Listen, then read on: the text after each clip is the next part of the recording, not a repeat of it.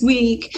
The dashboard and case counts will be down for that day because we will be transitioning to a new data management platform to address our ever-increasing number of cases that we have. So if you could please be patient with us as we work through that process and hopefully have the information back up on Friday morning.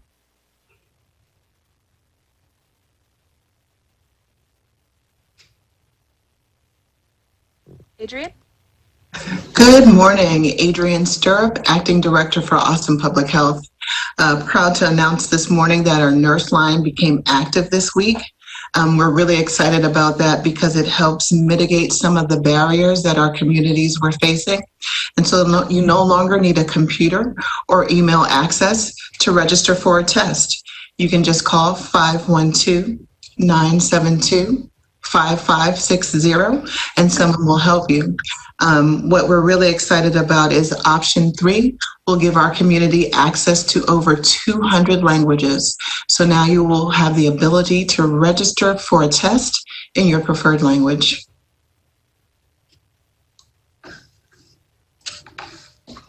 Thanks, Adrienne. I'm going to share some slides. Good morning again. It's Dr. Escott. I want to provide some updates regarding our data that pertains to COVID-19. The first slide I'm going to show you is our new confirmed cases. And again, you can see this hockey stick appearance that has formed on the right side of your screen. This represents a substantial increase in our number of cases that have been reported over the past week or so. When we look at our data from last week compared to the previous week, our case numbers have increased by 90%. So this really is a substantial and exponential increase in the number of cases that we're beginning to see, which is leading to our concern that we shared earlier this week. When we look at that in terms of doubling time, how long it takes that we expect for the cases to double, we can see that we were sitting at about 44 days, which was really good. In fact, you can see from this trend, the yellow line, which is the 7-day moving average of that doubling time, was continuing to increase since the beginning of this pandemic. And then suddenly we see that drop off. So in the past week, we've gone from 44 days to 25 days. So dramatic change, also indicating a substantial change in our conditions here locally. And finally, on this slide, you can see that we also have had a substantial increase in those number of new admissions on a single day. That's the yellow line that you see here. You can see that we were oscillating between about 8 and 10 new admissions a day, and now our 7-day moving average is sustained above 20, which necessitated our movement, along with the other indicators, to that stage 4, which is the more cautious stage. So that we can try to bend the curve again, try to flatten the curve, and try to get a handle on this issue.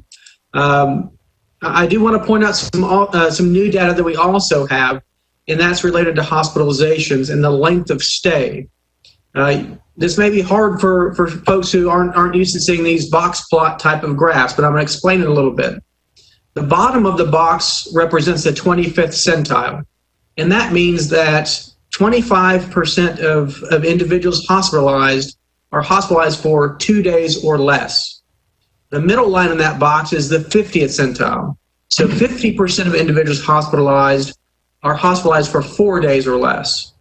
And the top of that box represents the 75th centile, which means that 75% of individuals are hospitalized for 9 days or less.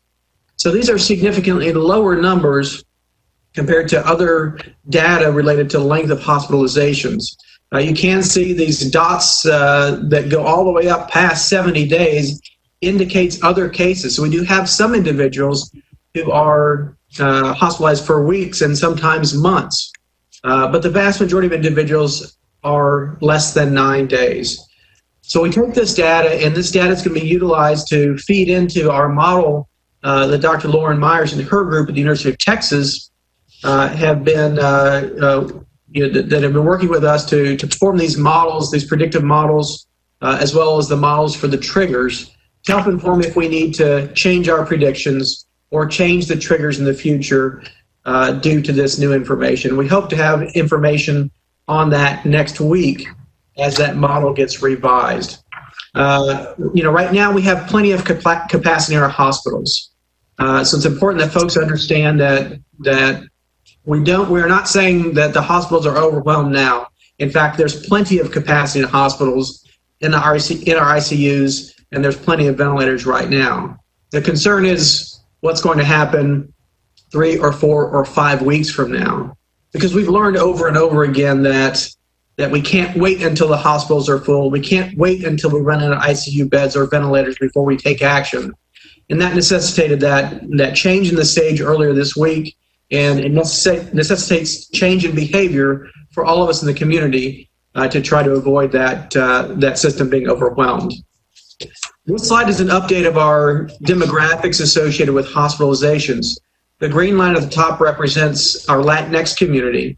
And again, you can see that that community is overrepresented in terms of hospitalizations, with 65% of individuals hospitalized last week being from our Latinx community. You can see that our yellow line is our other category, so we don't know too much about who makes up that group, but the 2 lines above it are our blue line, which is our white non-Hispanic, decreased and is underrepresented in terms of our population, and the gray line is our African American population, 9.2%, again also indicating overrepresentation of our African American community members in terms of hospitalizations. When we look at our testing numbers, and we've had a lot of questions about our testing numbers, you can see the total number of tests on the left column, which indicates that we've more than doubled our testing in the last week. And we're proud of that. Our teams have been doing a great job at getting folks through the testing. This data is just for our drive-through testing sites, but you can see an overall percent positive of 5.8%, which is not a bad number. But when you look at the details of that number, it shows us a different story.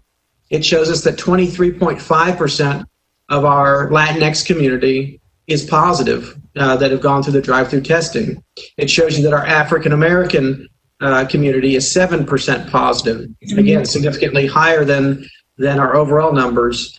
And our Asian American community is also significantly higher than our white non-Hispanic community. So there's still substantial variation in terms of race and ethnicity when it comes to both being diagnosed right now with COVID-19 and hospitalizations. And with that, I will turn it over to you for questions. All right, now to our pool reporter, Christopher Neely from Community Impact. All right, hey, can you all hear me? Yes. All right, hey, Chris Neely here with Community Impact. First question is from us. So when stay-at-home orders were first announced in March, leaders and health officials from across the metro came together to speak as one voice in battling the coronavirus. That hasn't happened since. What level of coordination currently exists between cities and health authorities in the metro, and even between us and other major cities in Texas in containing the coronavirus? And how important is a high level of coordination, especially as we begin to see the surge? So I'll start off, and the others I think will likely want to comment as well. I think we have a good level of unity happening now. We work regularly with our partners from our surrounding jurisdictions. We work regularly with the state to coordinate efforts. We share case information and dialogue with our neighboring health authorities and epidemiologists. I think what we're seeing is political division happening, and that's concerning because public health should not be a political issue. The things that we're recommending from the city of Austin and Travis County are, largely the same thing that the governor's recommending. I saw in his press conference yesterday the stressing of the importance of both the economy and maintaining public health. He stressed over and over again the importance of masking and social distancing and the personal hygiene and staying home if you don't need to be out. Those things are important. Those things we agree on. And I think it's important that we stop the division that's happening publicly.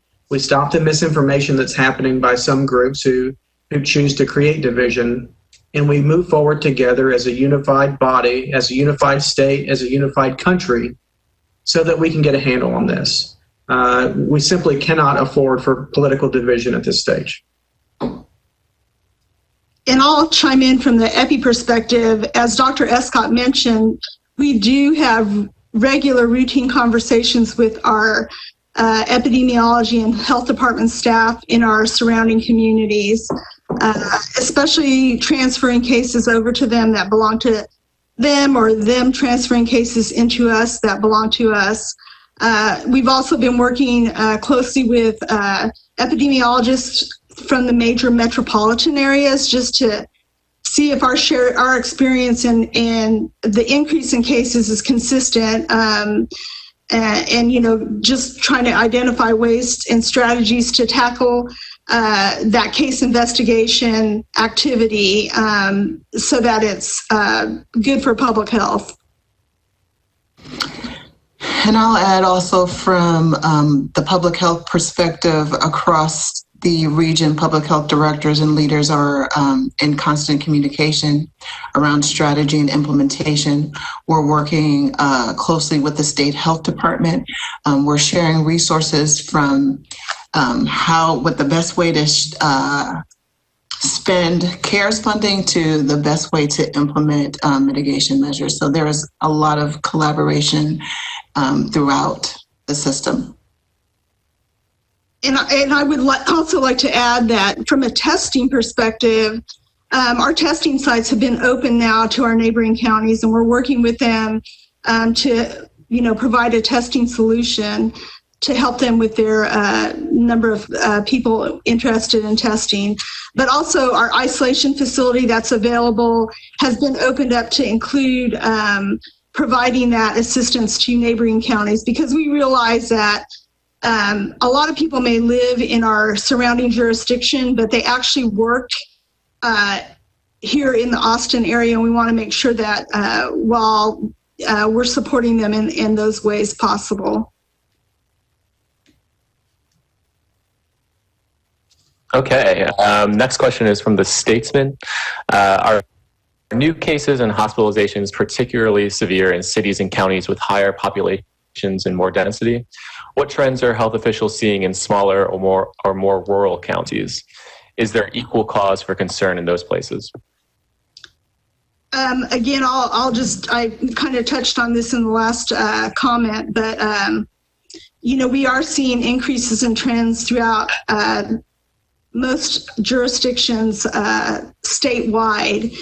And again, because we do have, from a population density standpoint, a large number of people who reside in those rural counties who come into the Austin, Travis County area to work, especially with reopening occurring, they may contract illness here and take it home to those communities. So again, we try to stress the prevention message. That's your best defense against this virus.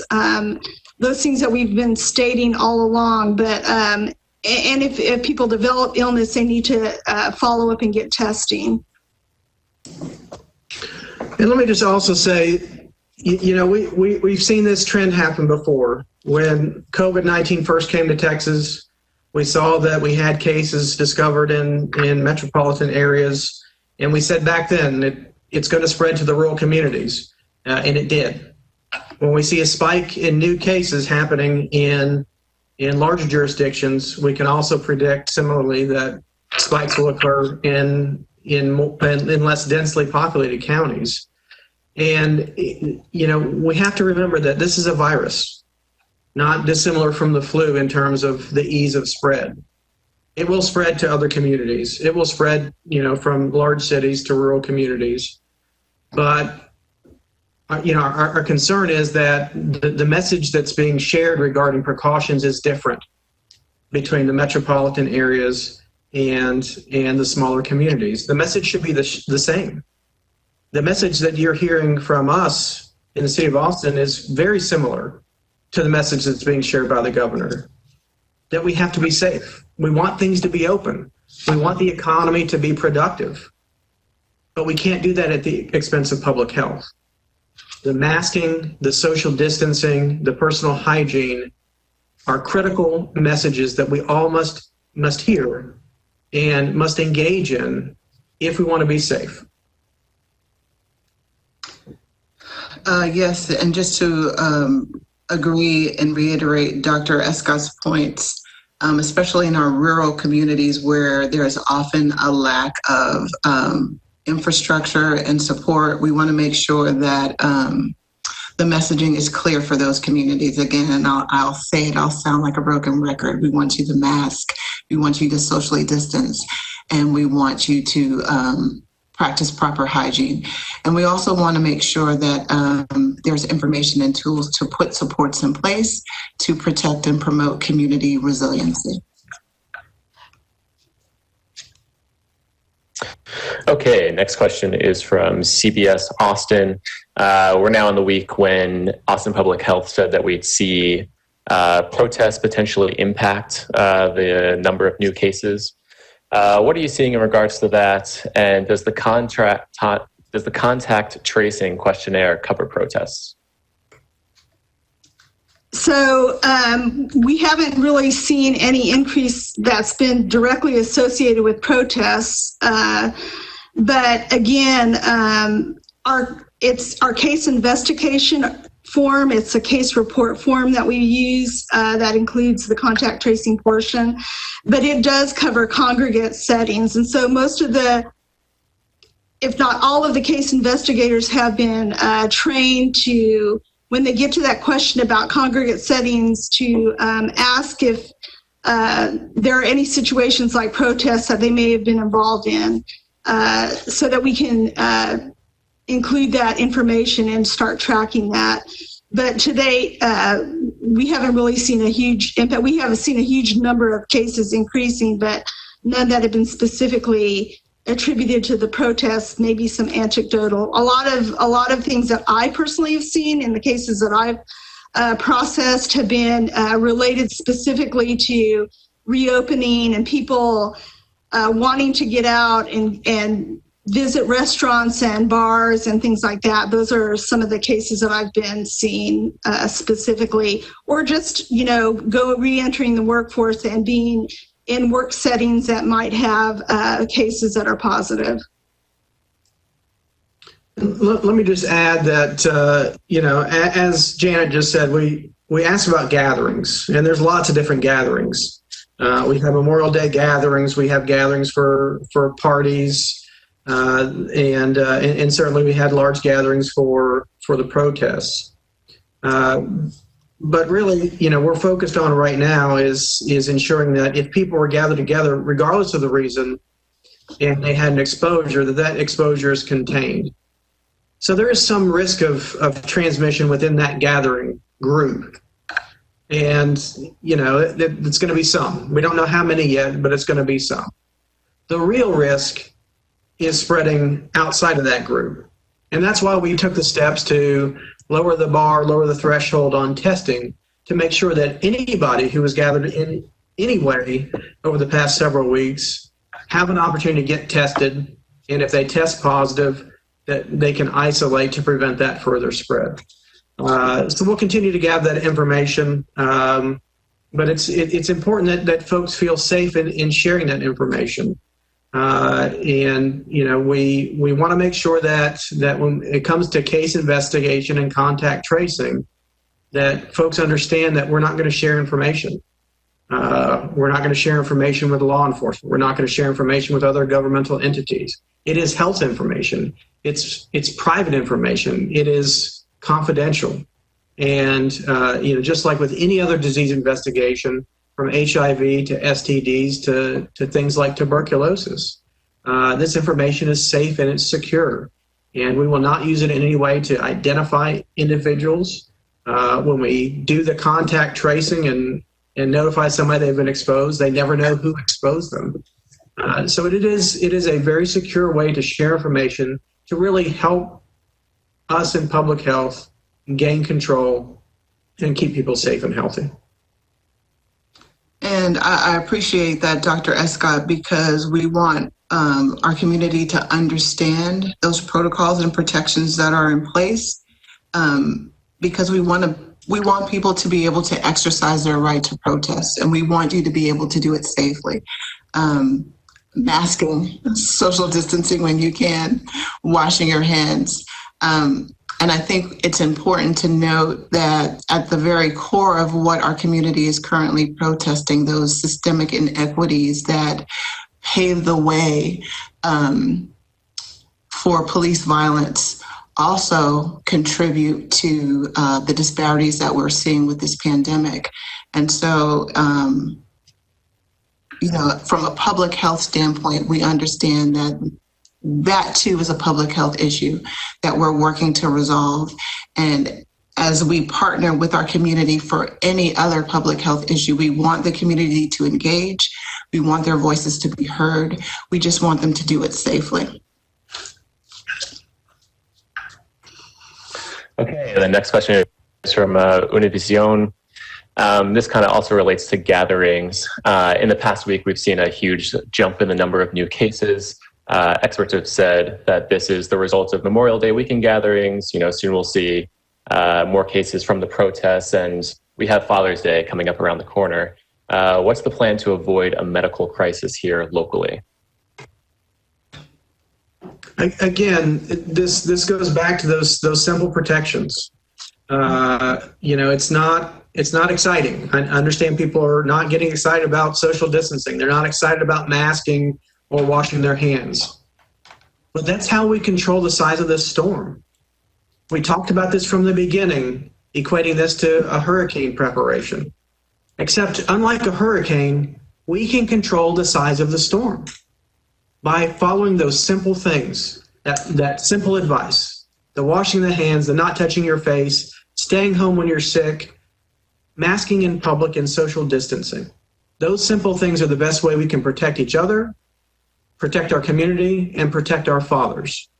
And I'll tell you that within our City of Austin employees, we've had a number of people who have lost their fathers from COVID-19.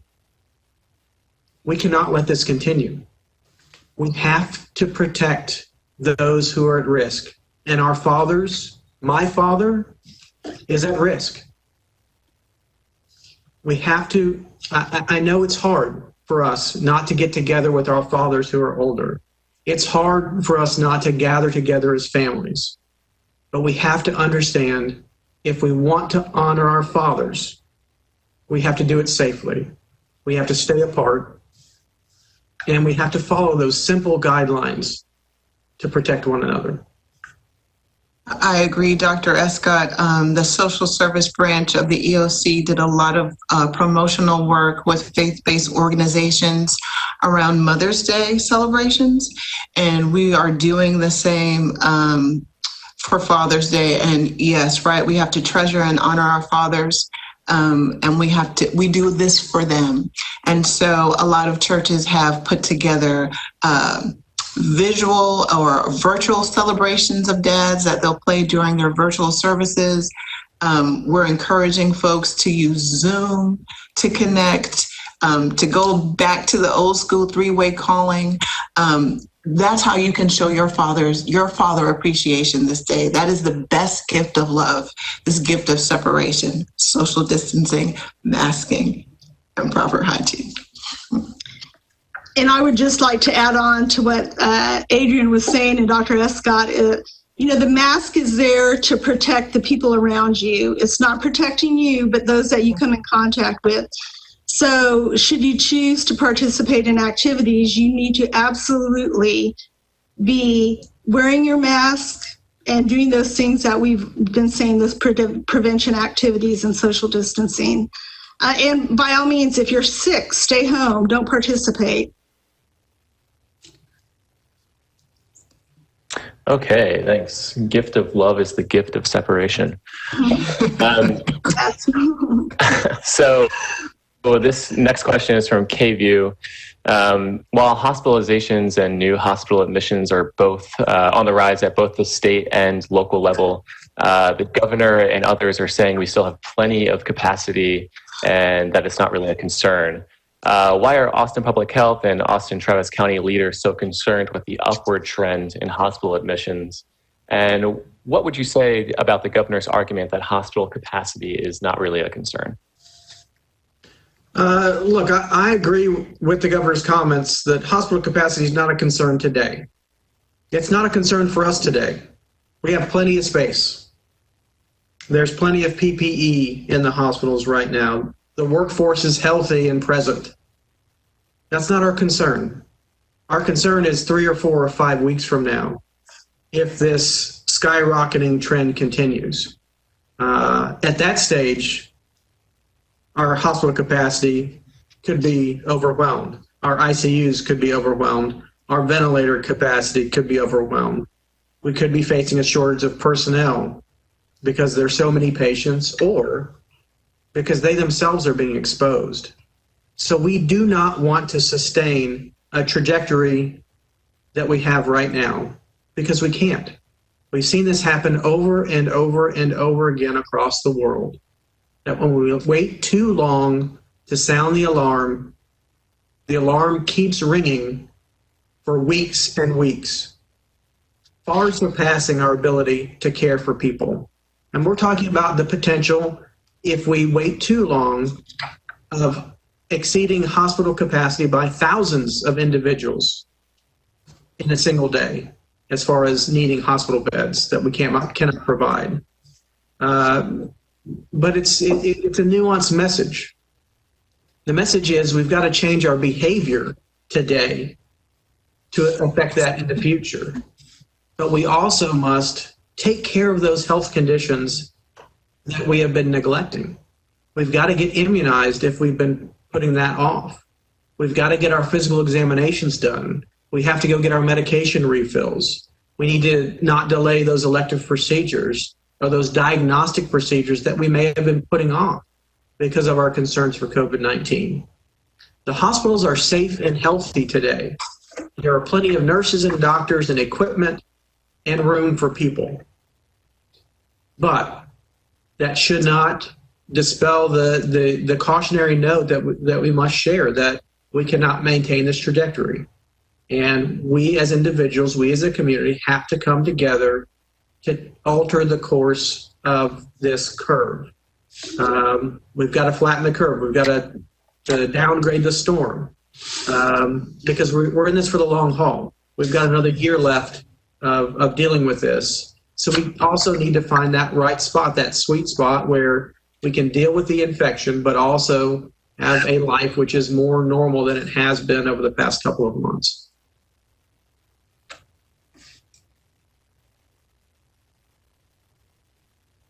Okay, next we have a good question from Austonia. Are we seeing new cases among healthcare workers or any clusters inside hospitals or clinics? So I'll answer that. So we have seen clusters in a few hospital settings. Again, we follow up with those clusters and those organizations to provide guidance or manage those types of outbreaks that might be occurring. Most of our healthcare systems are on top of it. They have infection preventionists on staff who help mitigate those types of issues. So for the most part, I think they're being managed fairly wisely.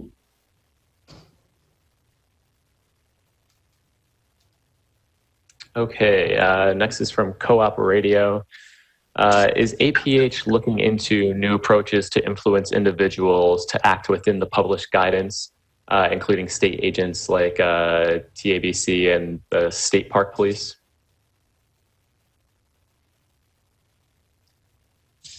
I personally have not heard of any, and I'm not sure in what context they're asking that question, but I've not been approached by any other state agencies related to follow-up of cases from a case investigation standpoint.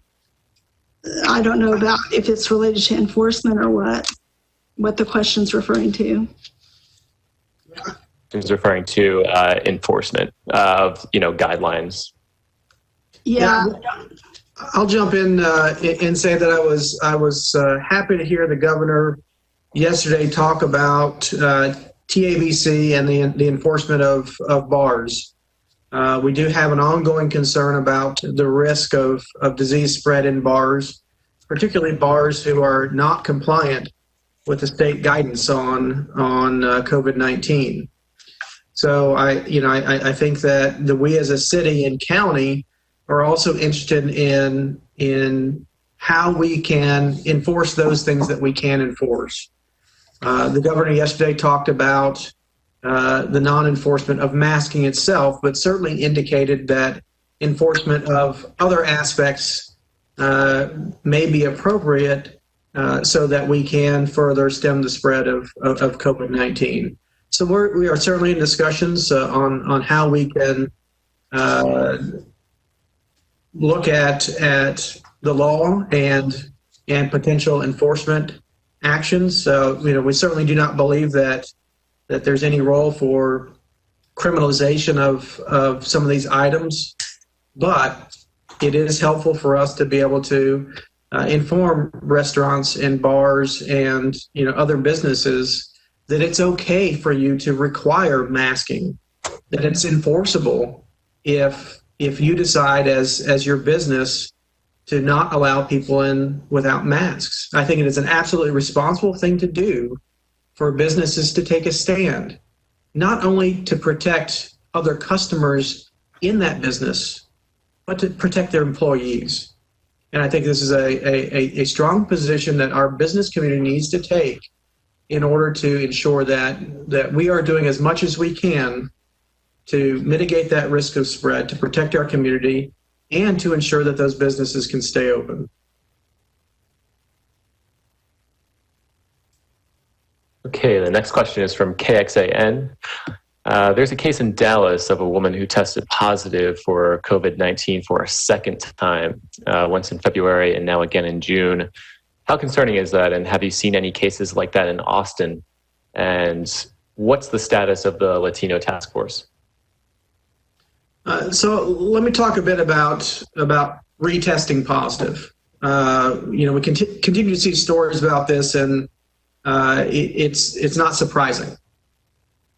We know that somebody may have the illness, and then they can continue to shed virus or have virus present for an extended period of time.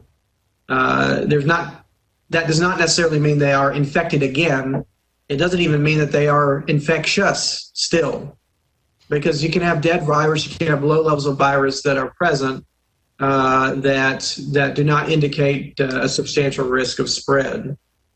But also it's important to know that there's variability in immune response. We know this from other diseases. We've all heard of folks who had chickenpox twice. We've all heard of folks who've had immunization for various things but still get it. There is variable immunity. Some people are going to mount a good immune response and develop lots of antibodies that protect them. Others are not. And that's just a simple fact of disease. So it's not surprising to us that may be the case. It won't be surprising if somebody can get it again. This does not indicate that immunity is short. It indicates to us what we already know, that immunity is variable. And we certainly expect to see circumstances where that could happen. Again, our advice to everybody, whether you've had COVID-19 or not, is to protect yourselves, protect your family through the measures that we've described. Thank you, Dr. Escott. And I'll just touch briefly on the section of the question pertaining to the task force. This past Saturday, Austin Public Health hosted a Facebook Live event that was for Spanish speakers. We did offer interpretation for those who spoke English, and it really was an opportunity for us to hear from that community about the challenges as well as the successes, and where they would like Austin Public Health to go as we continue to plan the response. Internally, we've done a good job of planning for our communities.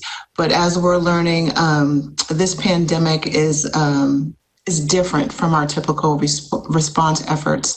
And so it will be an iterative process. And we want to make sure that our community engagement strategy captures all aspects and facets of our community. So this past Saturday was the first conversation.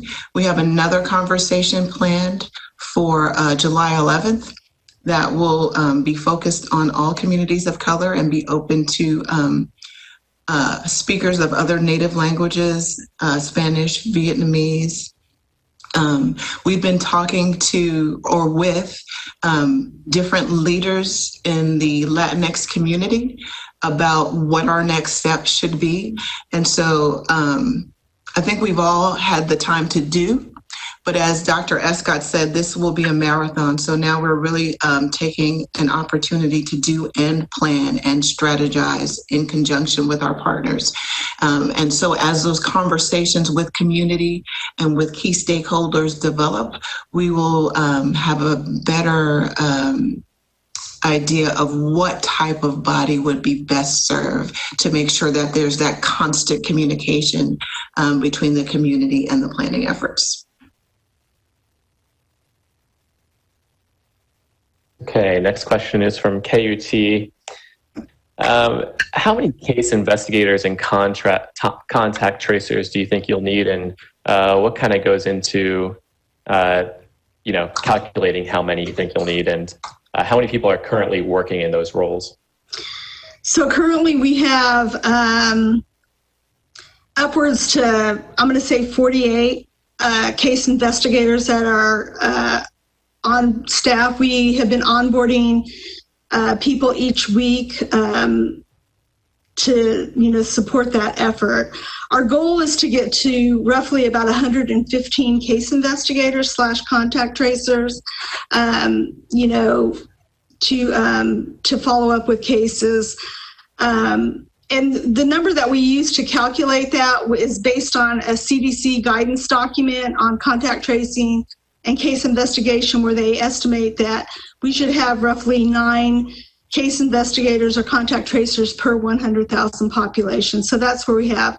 In addition to what Austin Public Health has, we have interlocal agreements with the University of Texas Dell Medical School and Community Care and Central Health, who will also be providing support in some of those efforts. So I know Dell at one point had 20 on staff and could ramp up, and Central Health is working right now to hire on and onboard folks with a July timeline in place. Let me just jump in. We're going to have to jump off here soon, so if this can be the last question, please. Yep, yeah, this is the last question. This one's from Fox 7. Can you provide guidelines or protocol for business owners, such as restaurant, bars, when it comes to sharing information about a positive COVID test among employees? Should they immediately shut down, tell customers, etc.? So I'll add in here, we work with our environmental health services division, so we notify them so that they can follow up with that restaurant owner to follow up, as far as like notifying them that they may have a positive case there. We also work individually with those cases to let them know that they will need to be under a control order and that they need to self-isolate at home for a period of time until their symptoms are resolved and they're fever-free. But again, we follow the CDC guidance that's out there and the guidance that the state health department's provided to respond to those types of cluster investigations, and manage it as they come to us. So. And again, we try to stress that everybody, if you're in the restaurant industry or working in a bar, you need to be following, those protective measures that we've been stating over and over today. about social distancing and wearing your face mask, making sure that you use proper hand hygiene, and if you're sick, you need to stay home. I also do want to point out that employers don't have a right to know the medical information of employees. Mm-hmm. Generally, the way that our case investigators will approach this is when they call a business owner or manager, they'll say that an exposure happened in their facility.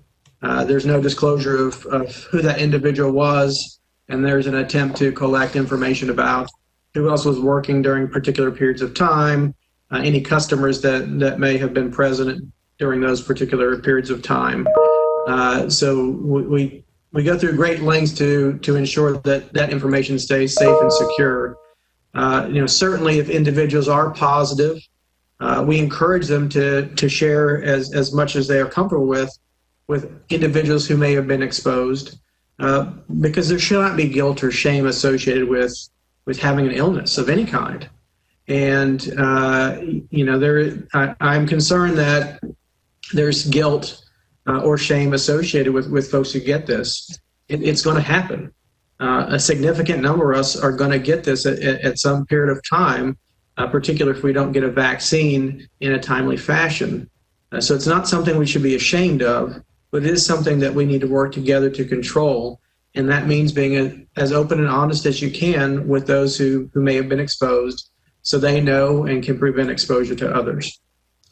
And I will also like to add to that, just based on the number of cases that I've been working on personally, a lot of businesses and a lot of business owners have actually, when they are aware of an employee who is positive, have required the rest of their staff to go in and get testing, just to be sure that they, can eliminate any other concerns about exposures. But so they have been proactive, and I mean, from an occupational safety standpoint, they've referred people on, and that's across a whole number of different employers, whether it's construction, restaurants, and other facilities.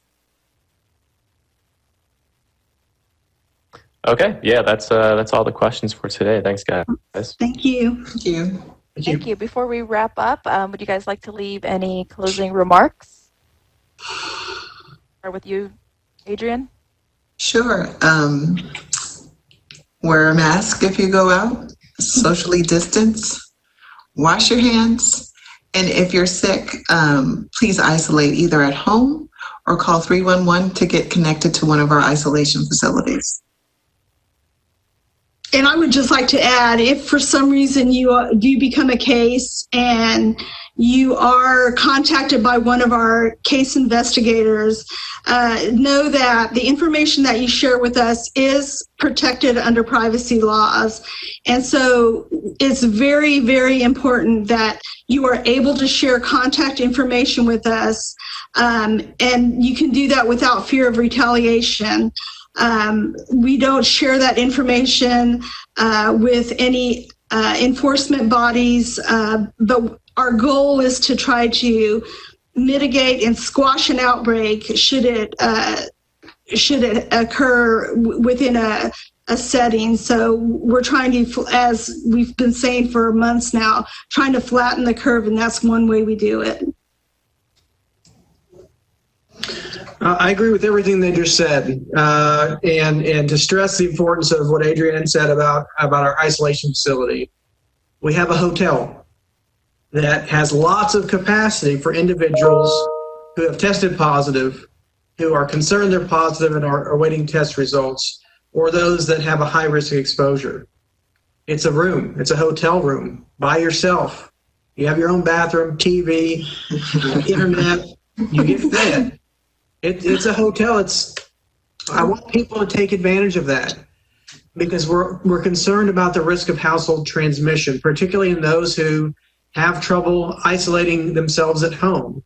If you don't have your own room where you can stay away from your family, if you don't have your own bathroom, if you don't have the ability to have that social distancing, please take advantage of that free opportunity. We're looking at some other interventions to try to help people isolate better at home if they're not able to utilize our isolation facility. But it's there, it's available, and there are plenty of vacancies there for folks who need it. All right, that concludes our media availability for today. Thank you to Janet Pichette, Adrian Stirrup, Dr. Mark Escott, and the poll reporter for joining us today. Thank you. Thank you. Thank you. I pulled out a shaky town, going